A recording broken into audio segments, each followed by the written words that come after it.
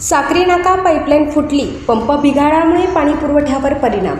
रविवारपासून पाणी पुरवठा सुरळीत, तोपर्यंत नागरिकांना सहकार्याचे पालिकेचे आवाहन। नंदुरबार शहरवासियांसाठी महत्त्वाची बातमी। शहरातील काही भागांचा पाणी पुरवठा तात्पुरता बंद राहणार असल्याची माहिती पालिका पाणी पुरवठा सभापती कैलास पाटील यांनी दिली आहे। साक्री नाका परिसरातील जुन्या सिमेंट पाईपलाईनला गळती लागल्याने तेथे दुरुस्तीचे काम सुरू आहे। तसेच बूस्टर फार्मवरील पंपात तांत्रिक बिघाड झाल्याने त्याचीही दुरुस्ती युद्ध पातळीवर सुरू आहे। याशिवाय विरचक पाणी पुरवठा योजनेतील पंपाच्या किरकोळ तांत्रिक दुरुस्तीचे काम देखील सुरू असल्याने शहरातील काही भागांमध्ये पाणी पुरवठा होऊ शकणार नाही किंवा कमी दाबाने होईल। पालिका प्रशासनाने नागरिकांना सहकार्य करण्याचे आवाहन केले असून रविवारपासून पाणी पुरवठा पूर्ववत आणि सुरळीत सुरू होईल असा विश्वास सभापती कैलास पाटील यांनी व्यक्त केला आहे।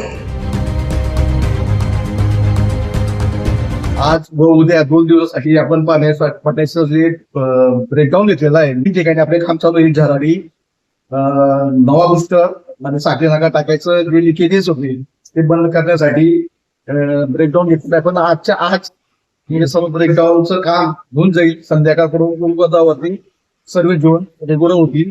इथे सकाळपर्यंत जे रेग्युलरचे जोन आहेत ते रेग्युलर होतील। बाहेरच्या मार्गदर्शन सर्व काम आता सुरू आहे।